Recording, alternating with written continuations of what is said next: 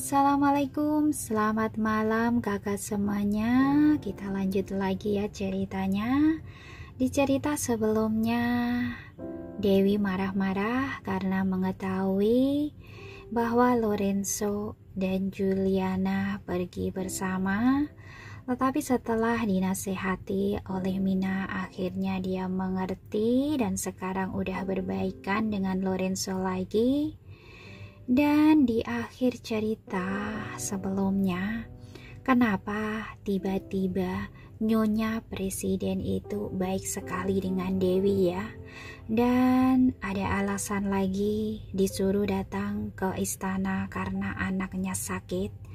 Apakah ini benar-benar sakit atau tipu daya mereka? Daripada penasaran, kita langsung saja ke ceritanya. Selamat mendengarkan. Penyakit lama? Penyakit lama apa? Dewi buru-buru bertanya. Dia punya penyakit jantung bawaan. Sebelumnya pernah dioperasi. Selama ini baik-baik saja. Mungkin karena belakangan ini ada masalah pada psikologisnya, maka penyakitnya mulai kambuh. Setelah diobati oleh dokter, kondisinya sudah stabil. Tapi kemarin malam tiba-tiba. Bicara sampai di sini, Nyonya Presiden menangis terseduh-seduh. Dokter lain tidak bisa menolongnya. Jadi aku hanya bisa datang ke sini untuk meminta bantuanmu.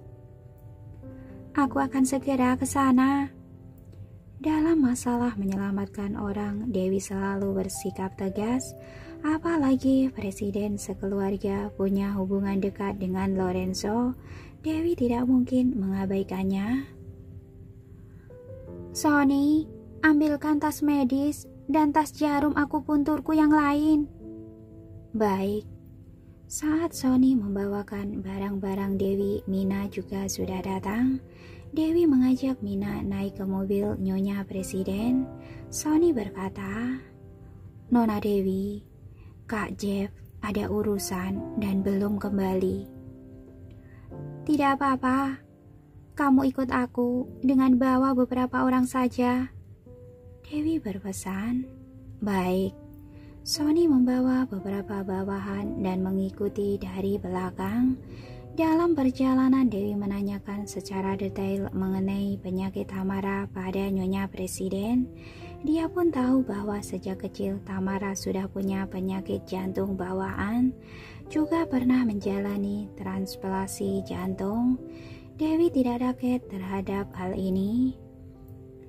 Penyakit semacam ini umumnya adalah keturunan. Apa Nyonya Presiden juga mengalaminya? Tanya Dewi. Tidak, nenekku yang ada penyakit ini. Nyonya Presiden berkata dengan sedih. Di keluarga kami ada penyakit turunan seperti ini. Tapi itu juga secara acak.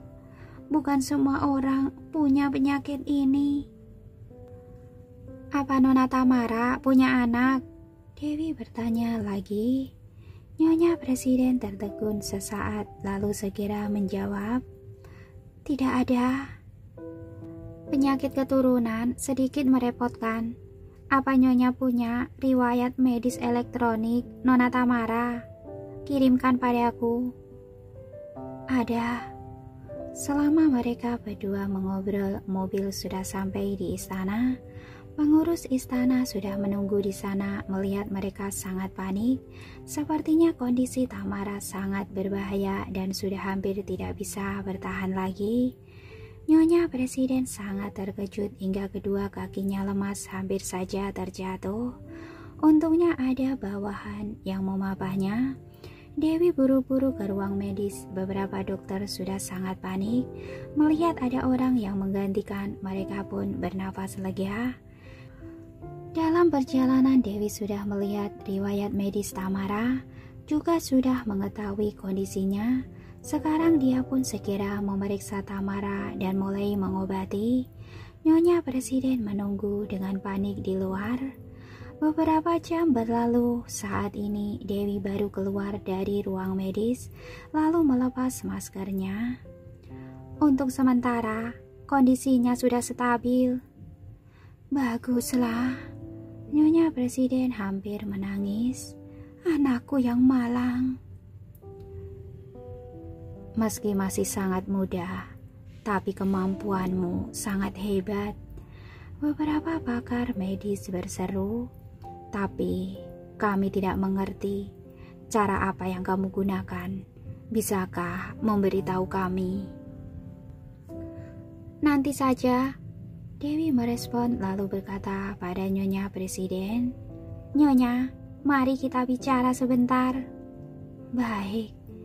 Nyonya Presiden mengajak Dewi ke ruang sebelah.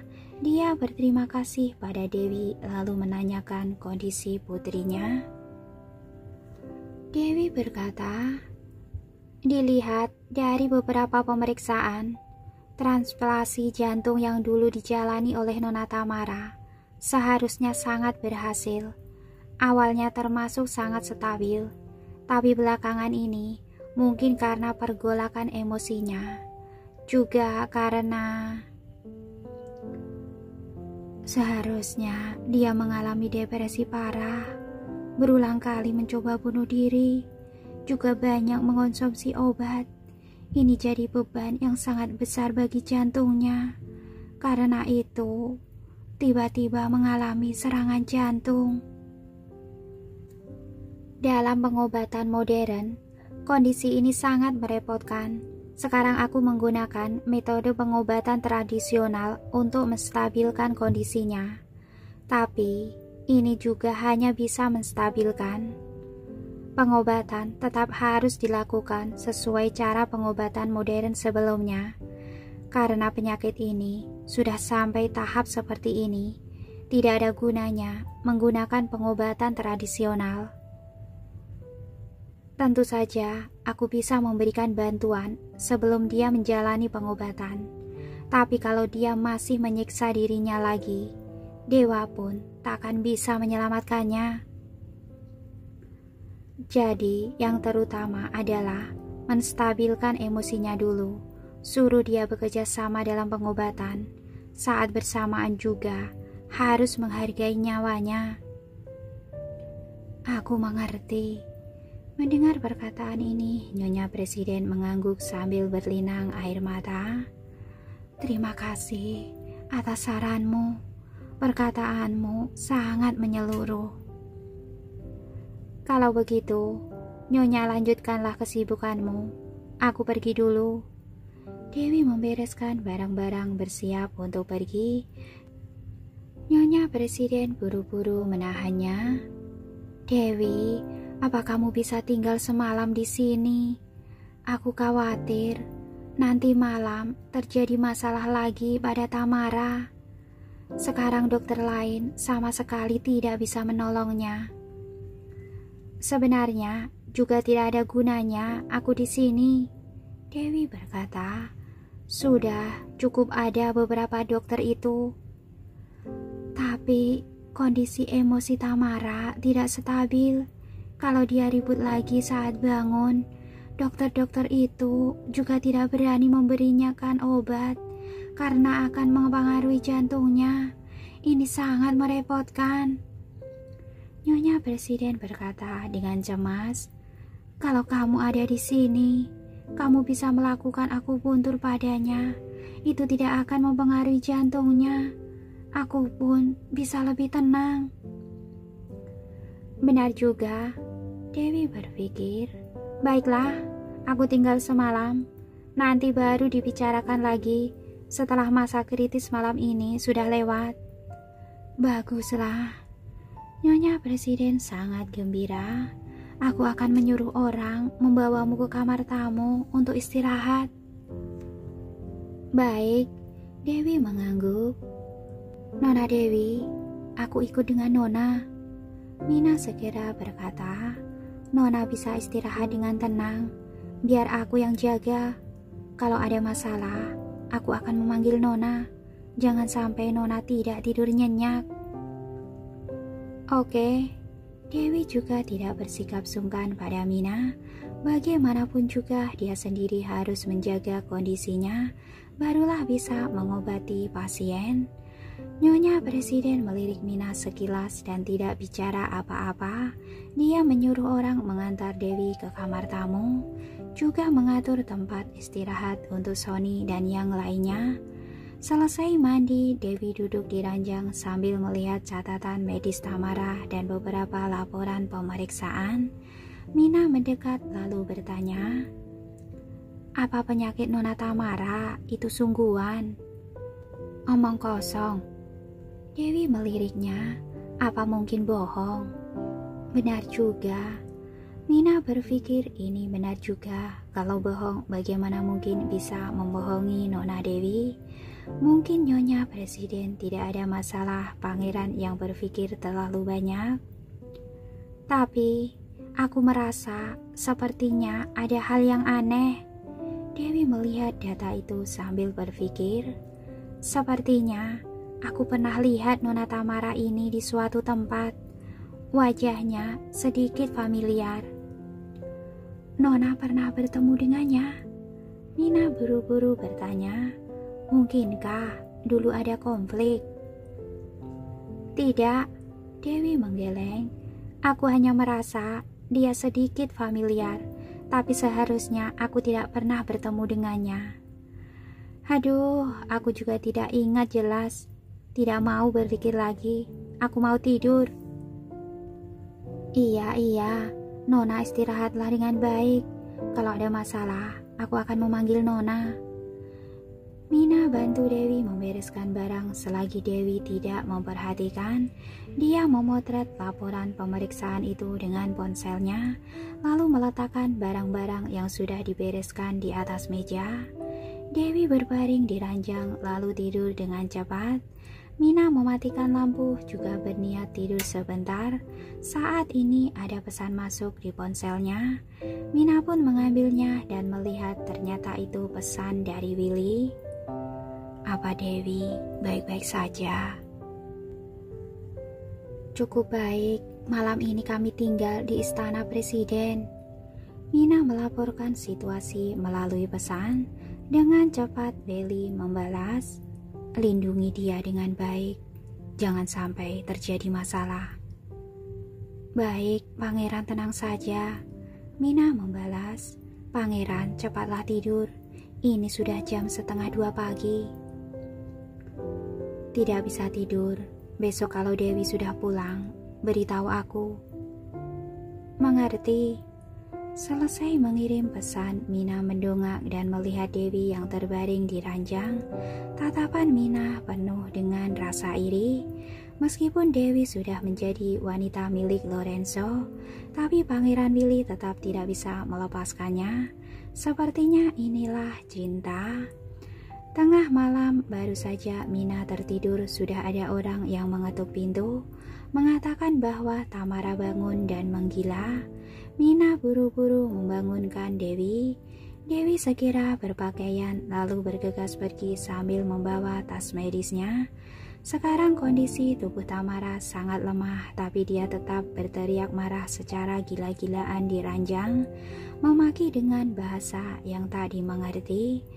Seperti kutukan orang yang sedang menghadapi kematian.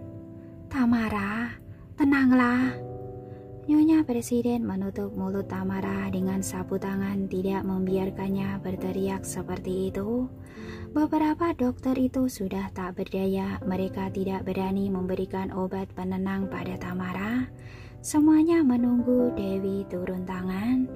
Dewi segera mengambil kotak jarumnya dan melakukan akupuntur pada Tamara. Tamara memelototi Dewi dengan tajam, tatapan matanya sangat dingin bagaikan ular berbisa. Namun dengan cepat dia tertidur dan terbaring tak bergerak di ranjang. Sepertinya tidak bisa terus seperti ini. Dewi mengerutkan keningnya. Cepat panggil dokter psikiater. Sudah dipanggil. Nyonya Presiden sangat kelelahan. Terima kasih Dewi, kamu tidurlah lagi. Nyonya, aku pulang dulu untuk meracik obat. Besok aku akan mengantarnya kemari. Dewi melihat jam tangannya. Obat ini harus dikonsumsi tepat waktu setiap hari. Bisa membantu menenangkan emosinya. Dengan begitu, kalian bisa lebih leluasa untuk mengobatinya. Sudah menyusahkanmu. Aku antar kamu keluar. Tidak perlu. Dewi ingin menolak, tapi Nyonya Presiden tetap bersikeras mengantarnya. Melihat Nyonya Presiden sangat kelelahan, Dewi juga merasa sedikit simpati. Nyonya, jangan terlalu khawatir. Penyakit ini juga bukan tak bisa disembuhkan. Asalkan menjalani pengobatan dengan baik, masih ada harapan untuk pulih kembali. Semoga seperti itu. Nyonya Presiden menghela nafas dengan sedih. Aku sudah berhutang terlalu banyak pada anak itu. Apa sekarang Presiden tidak ada di rumah? Dari awal sampai akhir Dewi menyadari dia tidak melihat Presiden. Dia sedang sibuk urusan negara. Belakangan ini tidak di sini. Nyonya Presiden tersenyum pahit. Setiap hari dia sibuk bekerja. Mengenai masalah di rumah, semuanya diurus olehku. Oh, Dewi mengangguk dan tidak bicara apa-apa lagi. Nyonya, juga istirahatlah sebentar. Jangan sampai dirimu sendiri tumbang. Aku pergi dulu. Hari ini sudah menyusahkanmu. Sampai jumpa. Sampai jumpa. Dewi membawa Mina naik ke mobil. Dari kaca spion, Mina melihat bayangan Nyonya Presiden yang kurus tak bertenaga. Dia pun mendesah. Bagi orang yang sangat berkuasa sepertinya, seharusnya dia bisa melakukan apa saja. Kenapa putrinya malah jadi seperti ini? Benar, Dewi juga sangat tidak mengerti. Sebenarnya, apa yang dialami oleh Nona Tamara? Sony, apa kamu tahu? Tanya Mina. Aku hanya pernah dengar kalau pernikahannya di Dubai sangat tidak bahagia. Mantan suaminya bisa melakukan kekerasan dalam rumah tangga. Sony berkata, kabarnya saat itu Presiden sangat marah. Bahkan mengutus orang untuk membereskan mantan suami itu. Tapi kemudian bagaimana? Mina bergosip. Sepertinya Nona Tamara berselingkuh. Mantan suami memegang kelemahannya. Sony berkata dengan suara kecil. Jadi masalah ini sulit diselesaikan. Kemudian dia bercerai. Mereka juga ribut sangat lama. Saat Tuan Lorenzo turun tangan, barulah mantan suami itu mau melepaskan Nona Tamara. Sungguh keterlaluan, Mina berkata dengan emosi. Sungguh benci pria yang bisa melakukan kekerasan. Pria itu juga cukup bernyali, bahkan berani melakukan kekerasan terhadap putri Presiden. Tapi, apa Nona Tamara sungguh berselingkuh? Aku juga kurang tahu. Sony menggeleng. Mengenai hal lainnya, aku juga dengar dari bawahan Presiden. Waktu itu, Presiden mengutus mereka untuk membereskan mantan suami itu. Siapa mantan suaminya? Mina lanjut bergosip. Aku tidak tahu. Sony tidak berani bicara lagi. Dia menatap Dewi. Tuan Lorenzo tidak suka kami membicarakan masalah pribadi orang lain. Dewi pun melirik Mina. Mina buru-buru menjelaskan. Baik, aku tidak bertanya lagi. Aku juga hanya penasaran. Kenapa ada orang yang berani melakukan kekerasan terhadap putri Presiden? Hais, pria jahat di dunia ini sungguh ada di mana-mana. Pria itu juga cukup berkuasa. Sony hanya bicara begitu lalu tidak berani bicara lagi. Benar juga, masih ada orang yang lebih hebat di luar sana, Mina bergumam. Tapi seharusnya Nona Tamara sangat menderita. Kalau tidak, juga tidak mungkin jadi seperti ini.